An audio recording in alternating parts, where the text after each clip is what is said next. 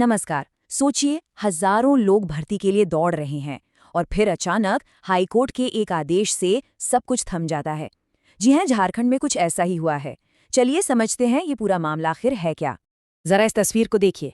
ये सिर्फ एक दौड़ नहीं है, ये तो हजारों सपनों की, हजारों उम्मीदों की दौड़ है। झारखंड में होमगार्ड बनने के लिए उम्मीदवार अपना सब कुछ दांव पे लगाकर दौड़ रहे थे, लेकिन एक ही झटके में उनकी ये सारी मेहनत, ये दौड़ बीच में ही रुक गई। तो ये जो तस्वीर है ना, ये उस भर्ती प्रक्रिया के सबसे मुश्किल हिस्से की है, फिजिकल टेस्ट। मतलब लोगों ने इस एक मौके के लिए अपनी जी जान लगा दी थी। लेकिन फिर कहानी दौड़ के मैदान से निकलकर सीधे पहुंच गई अदालत में, और बस यहीं से वो बड़ी खबर आई जिसने सब कुछ बदल कर रख दिया।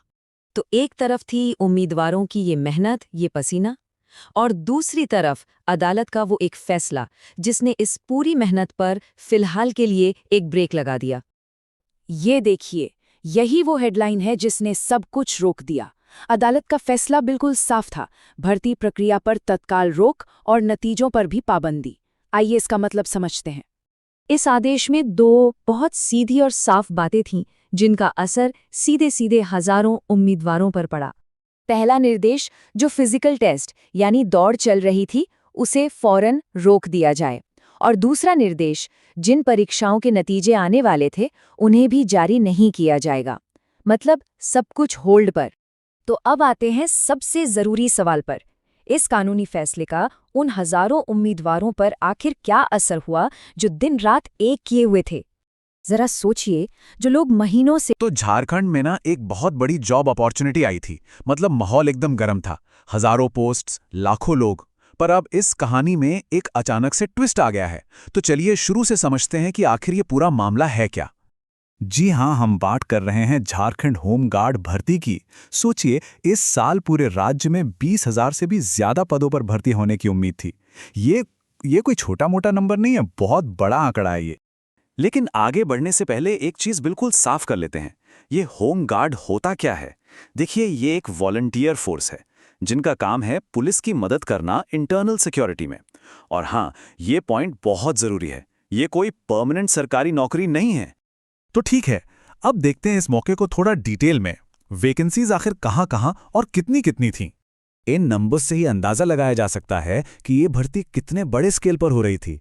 जैसे कि धनबाद में देखें तो करीब 1478 पोस्ट्स, गढ़वा में 810, चतरा में 463, और ये लिस्ट तो काफ़ी लंबी है। हमने तो बस कुछ ही जिलों के नाम लिए हैं। और ये सब ना कोई हवाई बातें नहीं हैं। ये देखिए, ये रांची के लिए जारी हुई ऑफिशियल नोटिफिकेशन है। इसमें ब्लॉक वाइज सारी वैकेंसीज की डिटेल दी हुई है। तो इससे साफ पता चलता है कि प्रोसेस बिल्कुल ऑथेंटिक था। तो अब आते हैं सबसे ज़रूरी सवाल पर। आखिर इसके लिए अप्लाई कर कौन सकता था? एलिजिबिलिटी क्या थी?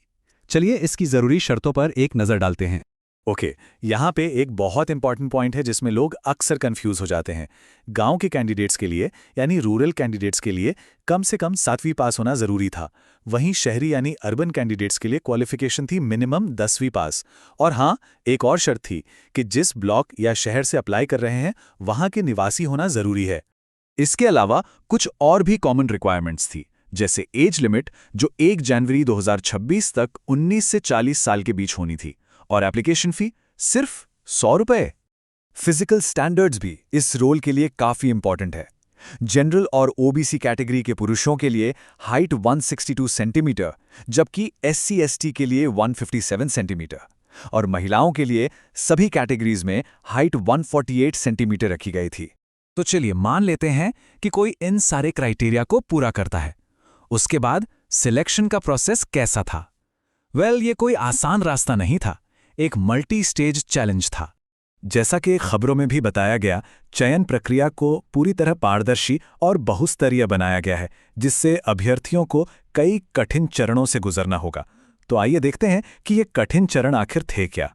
तो पूरा सिलेक्शन का सफर कई हिस्सों में बटा हुआ था।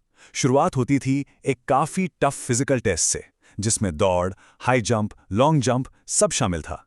जो इसको पार कर लेता उसके लिए आगे थी एक हिंदी राइटिंग टेस्ट। और हाँ, कुछ खास टेक्निकल पोस्ट्स के लिए एक अलग से टेक्निकल टेस्ट भी था। इन सब के बाद पीटी के स्कोर्स के आधार पर एक मेरिट लिस्ट बनती थी, और आखिर में मेडिकल चेकअप, पुलिस वेरिफिकेशन और फिर बेसिक ट्रेनिंग। ओके, सिलेक्शन हो गया। उसके बाद क्या? चलिए अब सैलरी और इस जॉब की असल सच्चाइयों पर बात करते हैं। ये नंबर स्क्रीन पर देखिए, 1088 रुपए। ये है होम गार्ड को मिलने वाला डेली अलाउंस।